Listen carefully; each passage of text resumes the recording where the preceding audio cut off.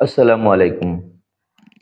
সুপ্রিয় এনটিআরসি কর্তৃক ষষ্ঠ গণের বিজ্ঞপ্তিতে নিয়োগ প্রত্যাশী ভাই ও বোনেরা, অর্থাৎ হবু শিক্ষক, হবু মাধ্যমিক শিক্ষকদের জন্য জানাচ্ছি আন্তরিক অভিনন্দন এবং শুভেচ্ছা। দর্শকবৃন্দ, আশা করছি আপনারা প্রত্যেকে ভালো আছেন, সুস্থ এবং সুন্দর রয়েছেন।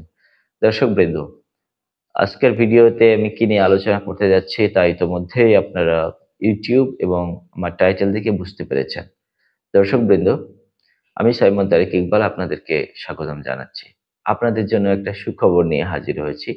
আর সুখবরটি হলো, ষষ্ঠ গণবিজ্ঞপ্তিতে চূড়ান্ত সুপারিশ কবে হবে এ নিয়ে আপনাদের ভিতরে একটা হাবিত্যেশ কাজ করছিল, হাহুতাশ কাজ করছিল। তবে আর অপেক্ষার পালা দীর্ঘ হবে না।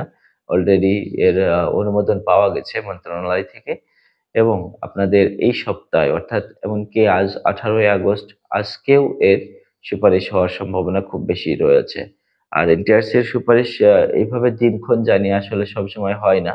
এরকম যেকোনো রেজাল্ট, যেকোনো ফলাফল আসলে হুট করেও হয়ে যায়। তো ইতোমধ্যেই এনটিআর শিক্ষা মন্ত্রণালয়ের যে সচিব মহোদয়, তিনি রুটিন দায়িত্বপ্রাপ্ত, তিনি এটা চূড়ান্ত অনুমোদন দিয়েছেন এবং শিক্ষা উপদেষ্টাকেও আজকে দেখানো হতে পারে। আর এই দেখানোর পরেও আজকে তিনি একটা মৌখিক বা তার সিস্টেম অনুযায়ী তিনি অনুমোদন দিলেই সম্ভবত এটা আজকেই পাবলিশ হতে পারে। তবে আমার মনে হয় না শিক্ষা উপদেষ্টা এটাতে অনুমোদন দেবেন না বা মৌখিক সম্মতি জানাবেন না, এমনটা হতে পারে না।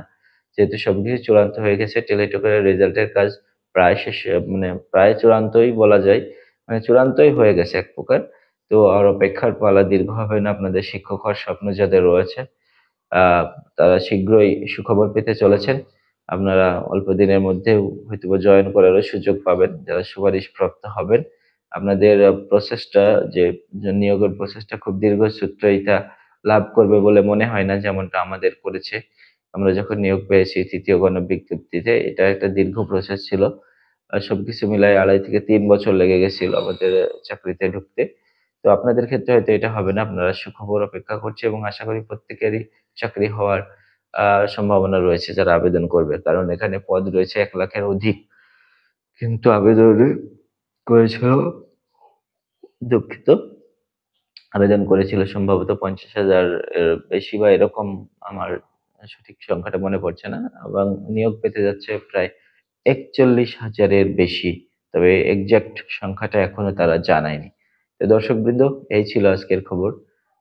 ভিডিওটি ভালো লাগলে অবশ্যই একটু সাবস্ক্রাইব করবেন, শেয়ার করে দিবেন। আমার চ্যানেলটি সাবস্ক্রাইব করবেন, ফলো করবেন। যা করার তাই করবেন। সামাজিক যত কাজও রয়েছে। আসসালামু আলাইকুম।